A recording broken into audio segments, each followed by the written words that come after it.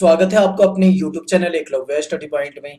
आज की इस वीडियो में हम बात करेंगे जो ग्रेजुएशन का स्टूडेंट है, ठीक है, या फिर कोई यूजी हो, अंडर ग्रेजुएट, या फिर कोई पीजी कर रहा हो, पोस्ट ग्रेजुएट, उन दोनों के लिए है। पर ये पीजी के लिए ज़्यादा बेनिफिट वाली वीडियो नहीं होगी, क्योंकि जो ग्रेजुएशन कर चुका होगा उसे ये चीज़ें पहले से पता है।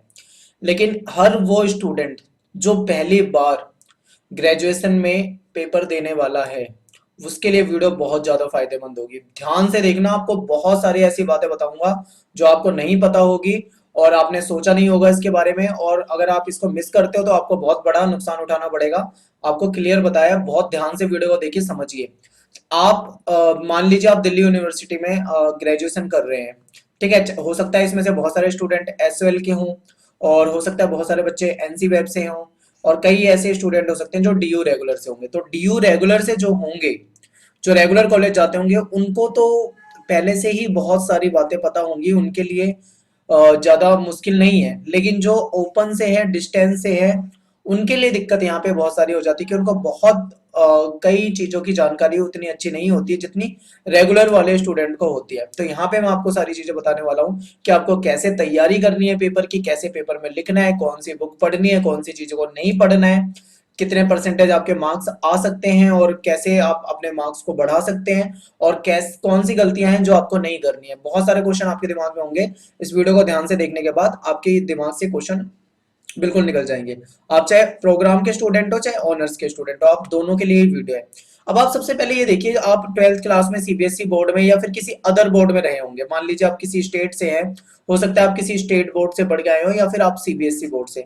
तो देखिए बच्चे, यहाँ पे क्या होता है, सीबीएसई बोर्ड में और आपके ये जो कॉलेज में जमीन आसमान का फर्क है।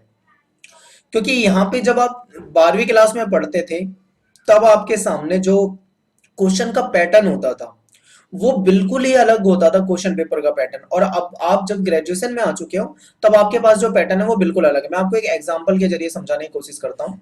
मान लीजिए आप जब 12th क्लास में थे, और अब आप आ गए हो, मान लो आप बीए में आ चुके हो। आप चाहे प्रोग्राम के स्टूडेंट हो, चाहे ऑनर्स के हो।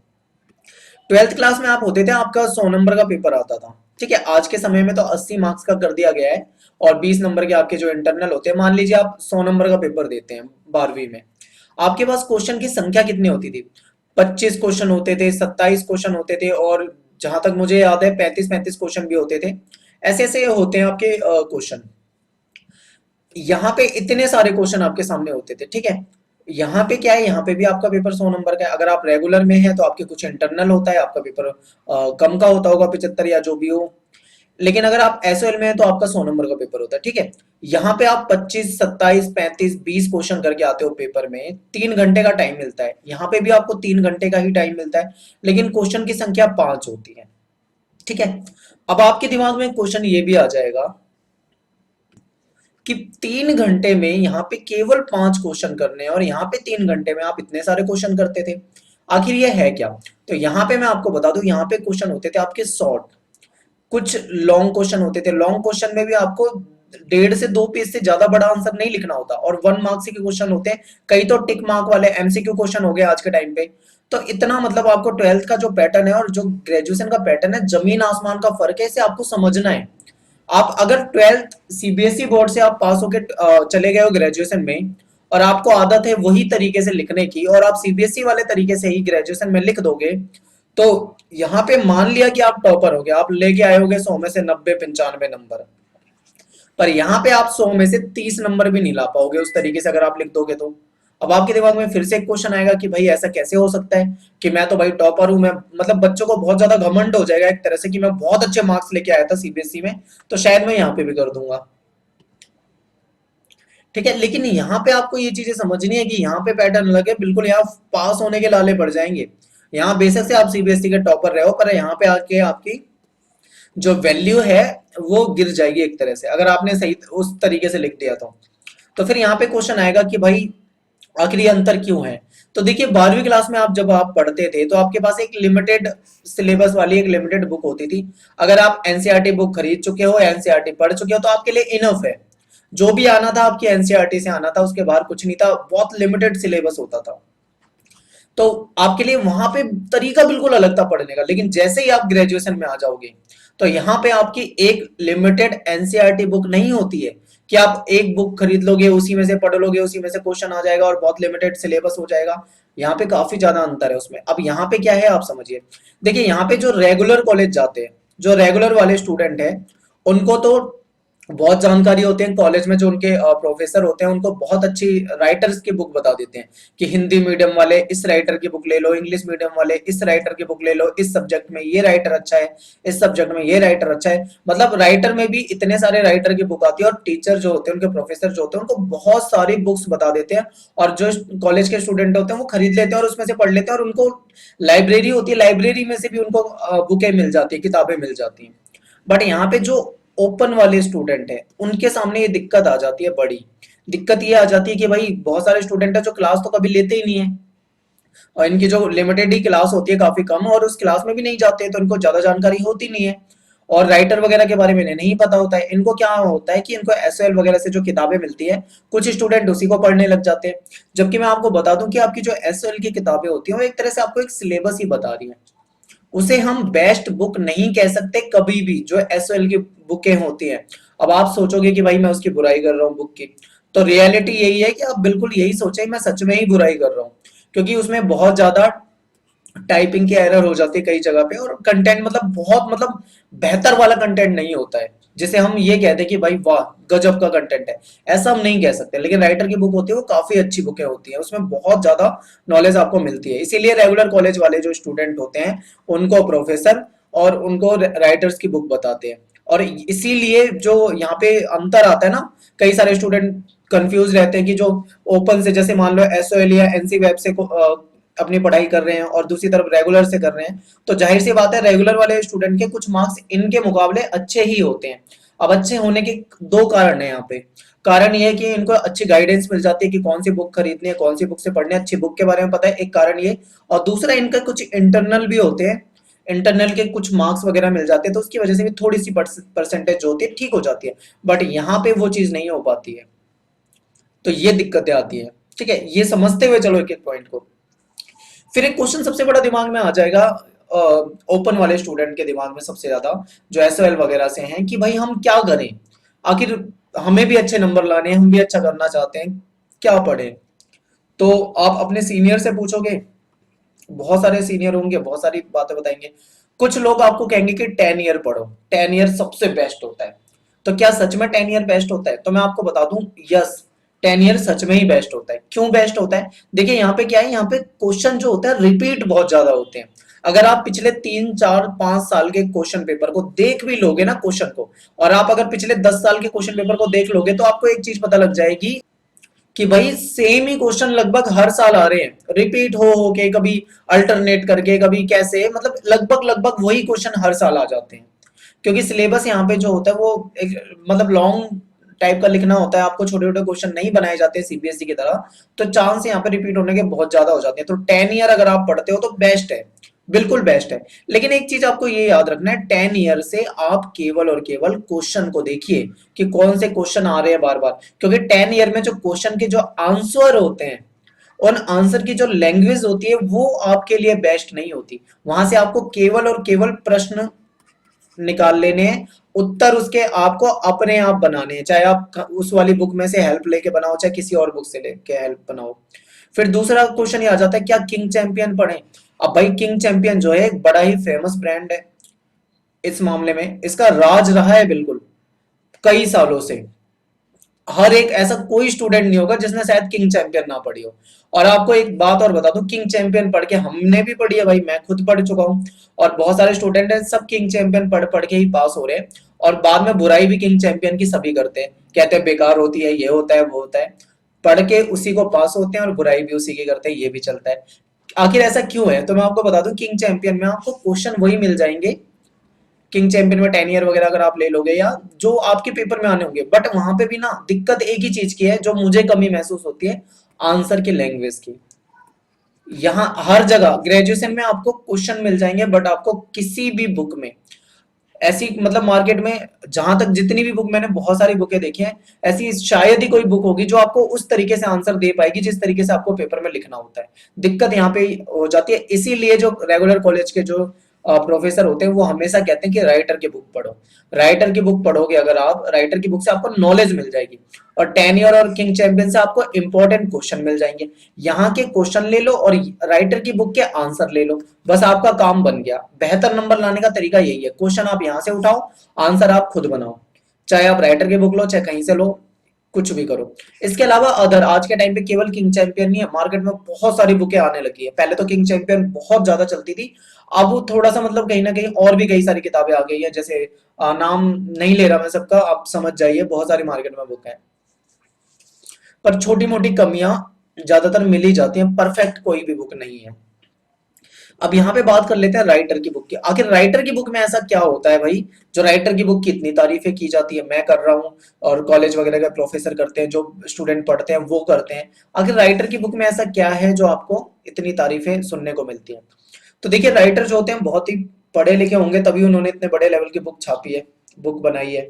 तो उसमें क्या होता है, उसमें ना आपको कोई भी टॉपिक, जो भी आप टॉपिक होता है उसमें, उसमें टॉपिक ना इतना ज्यादा डिटेल में दिया होता है जितना आप सोच भी नहीं सकते। मतलब आपको बिल्कुल विस्तार पूर्वक उसमें लिखा मिलेगा आपको, ठीक है, ये फायदा होता है। फिर दूसरा क्या है, राइटर की जो कई सारी राइटर की बुक है, मान लो पॉलिटिकल की आप 5 राइटर की बुक ले लेते हो, तो पांचों राइटर ने अपने अपने तरीके से अपनी अपनी बुक में कंटेंट लिखा है, ठीक है।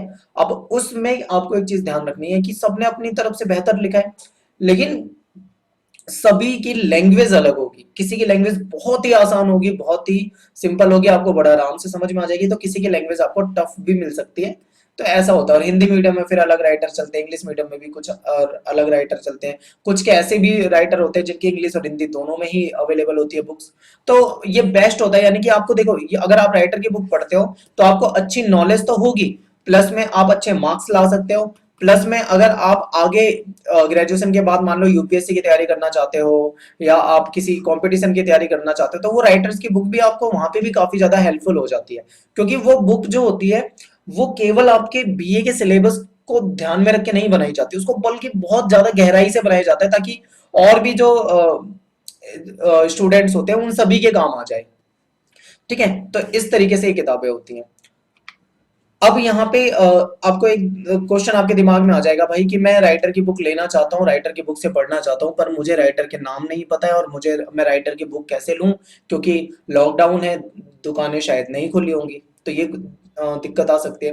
तो राइटर की बुक के लिए बहुत सारे राइटर आते हैं, मैं आपको 2-4 नाम बता सकता हूँ। जैसे हिस्ट्री के लिए आप प्राचीन भारत पढ़ते हो, आर एस शर्मा पढ़ सकते हो, उससे ऊपर जाना चाहते हो के सी श्रीवास्तव हो जाएगा, उपिंदर राणा हो जाएगा, या फिर उसके अलावा और कई सारी बुक हो जाती है मिडवेल और मॉडर्न हिस्ट्री में जाते हो तो फिर आप सतीश चंद्र वगैरह बुक पढ़ सकते हो, कई सारी किताबें आती है। पॉलिटिकल में आते हो तो आपको बीबी तायल मिल जाता है, अच्छा होता है बीबी तायल का, बीबी चौधरी हो गया, और एक ओपी गाबा वगैरह, कई सारे राइटर आपको यहाँ पे मिल जाएंगे। तो इतने सारे राइटर हैं यहाँ पे, मैं आपको लिमिटेड कोई नाम नहीं बताऊंगा।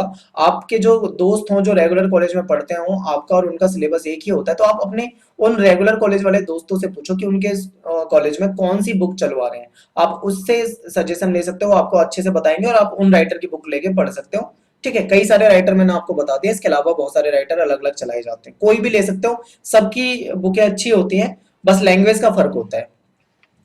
अब यहाँ पे आपको एक चीज ध्यान रखनी है कि एक क्वेश्चन आपको शुरू में ही बता दिया था मैंने कि सीबीएसई में बेशक से आप 90 नंबर ले आओ, पर यहाँ पे आपको 30 नंबर लाने के भी लाले पड़ जाएंगे।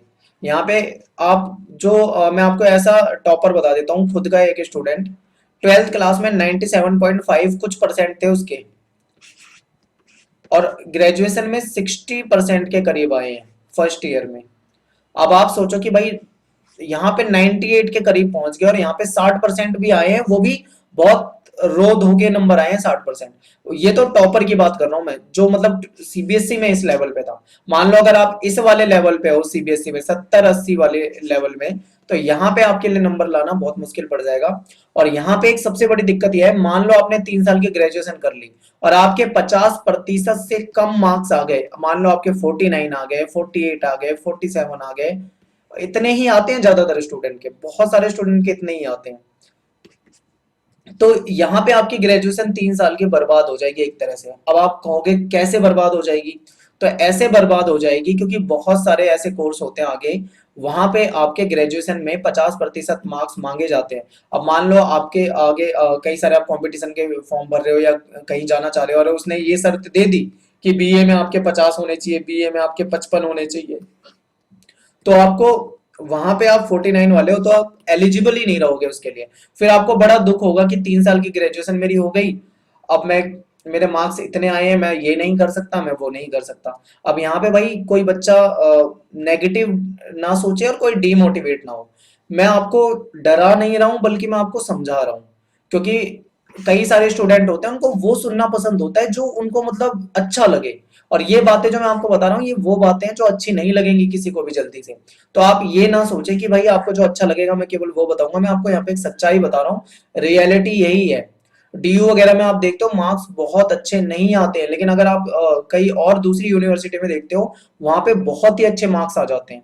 ठीक है, बेशक से बच्चे को कुछ आता हो चाहे ना आता हो, लेकिन मार्क्स बहुत अच्छे आ जाते हैं। और डीयू में चाहे बच्चा कितना भी इंटेलिजेंट हो, लेकिन मार्क्स कम आते हैं। तो ये सीन चलता है यहाँ पे। जो रेगुलर वाले स्टूडेंट होते हैं उनके आ जाते हैं 60 65 70%, 70 72 75 नंबर अगर किसी के आ जाए तो वो पूरी यूनिवर्सिटी टॉप कर जाता है। ठीक है, ऐसा होता है यहाँ पे। और एसएल में तो बहुत बुरा हाल होता है। आप फर्स्ट ईयर के एग्जाम दोगे, रिजल्ट आएगा, आपको खुद ही पता लग जाएगा।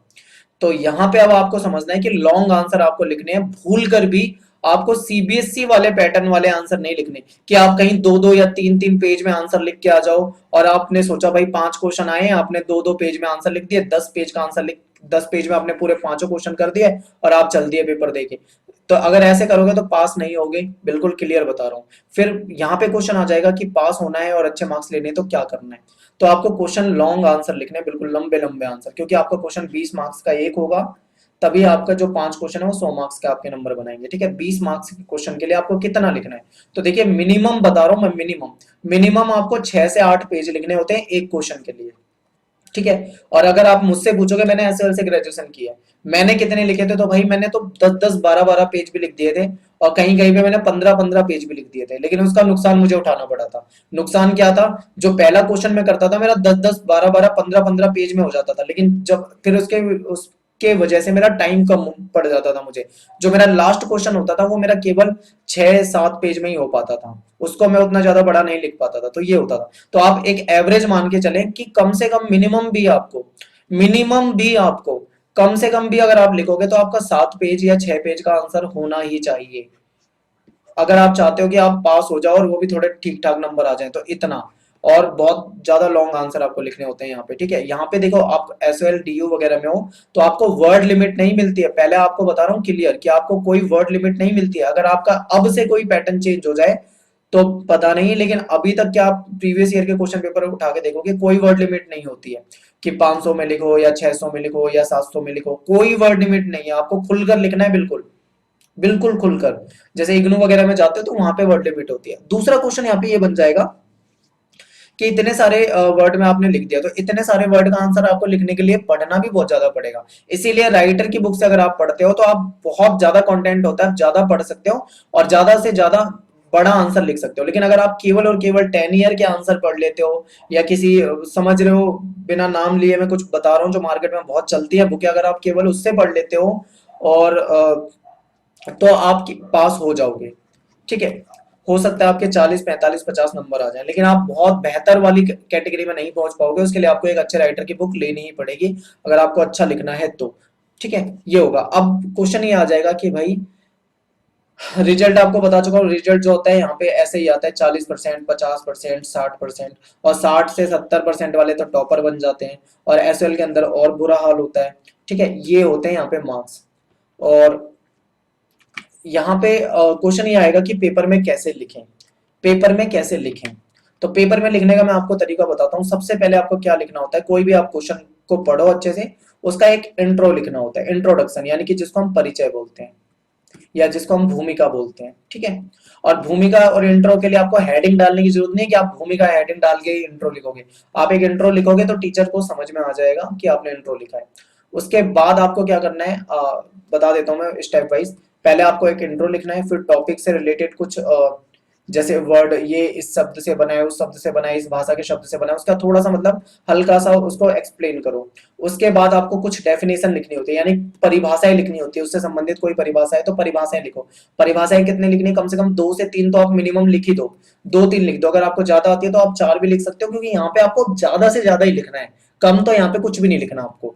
फिर इसके बाद क्या है, अपने क्वेश्चन का अच्छा सा डीप एक्सप्लेन करो बहुत अच्छे तरीके से, और लास्ट में आपको कंक्लूजन लिखना है, यानी कि निष्कर्ष लिखना है। तो ये आपके 4 5 6 7 स्टेप होते हैं, इसको फॉलो करना है। फिर से मैं आपको बता देता हूँ।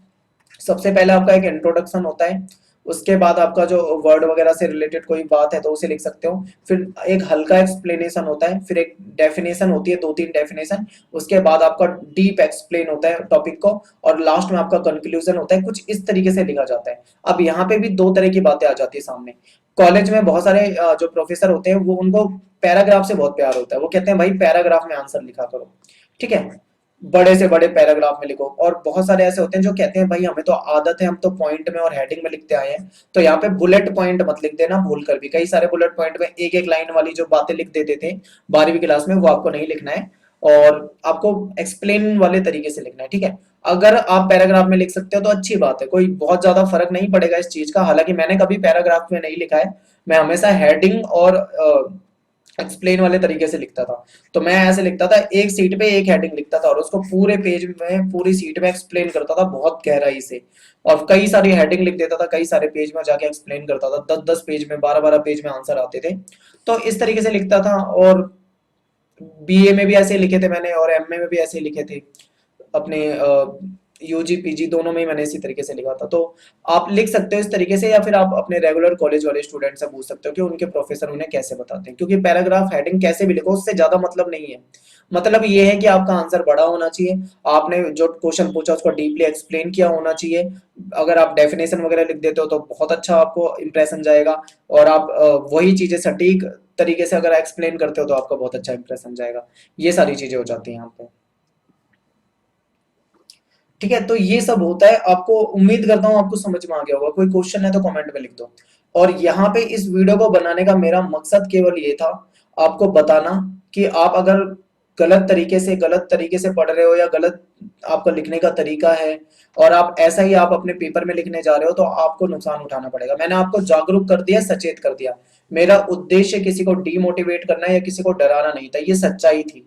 और अगर आपको मेरी बात पे यकीन किसी को ना हो रहा हो, तो आपको यकीन दिलाने का एक बेहतर तरीका बताता हूँ, कि आप एक बार ये पता करो कि आपके आसपास कौन से स्टूडेंट हैं जिन्होंने एसओएल से ग्रेजुएशन करी है। आप उन स्टूडेंट के पास जाओ, एक बार उनसे बोलो कि भाई मुझे अपनी मार्कशीट दिखा दो, और एक बार उसकी मार्कशीट देख लो, और उसके एक बार मार्क्स देख लो कि उसके 100 में से कितने मार्क्स आ रहे हैं किस सब्जेक्ट में। और ऐसा कम से कम 4 या 5 स्टूडेंट दोस्तों का देख लो रिजल्ट। और जब 4-5 दोस्तों का रिजल्ट आप देख लोगे, उसके बाद आप कमेंट में आकर बिल्कुल हमें बताना कि कितने उन स्टूडेंट में से कितने ऐसे बच्चे थे जिनके 60% मार्क्स थे। अगर आपको 1 या 2 भी मिल जाए तो आप मुझे कमेंट में जरूर बताना, ठीक है। और ऐसे भी स्टूडेंट बता देना जो तीनों साल में बिना किसी बैक के पास हो गए हो, ऐसा भी कुछ हो तो ये भी बता देना, क्योंकि बैक भी यहाँ पे कई ज्यादा आ जाती है। एक सब्जेक्ट में, 2 सब्जेक्ट में बच्चे लुढ़क जाते हैं। तो ये है यहाँ का सीन, और इसके पीछे इतना बुरा रिजल्ट जो होने के पीछे जो कारण है ना, वो केवल और केवल ये है कि भाई बच्चा जो है वो सीबीएसई वाले पैटर्न पे है। वो नहीं समझता कि हमें कौन सी बुक से पढ़ना है, वो नहीं समझता कि हमें कहाँ से क्वेश्चन उठाने हैं, वो नहीं समझता कि हमें कैसे लिखना है, वो नहीं समझता कि हमें कितने वर्ड में लिखना है, उसे ये भी नहीं पता कि किस तरीके से लिखना है। सारी बातें मैंने आपको इस वीडियो के अंदर बताई है, ठीक है। इन चीजों को फॉलो करोगे तो आप हमेशा बेहतर रहोगे, और अगर इन चीजों को फॉलो नहीं करोगे तो आपको काफी ज्यादा नुकसान भी उठाना पड़ेगा, आप देख सकते हैं। मिलते हैं फिर नेक्स्ट वीडियो में। Thanks for watching. जय हिंद, जय भारत।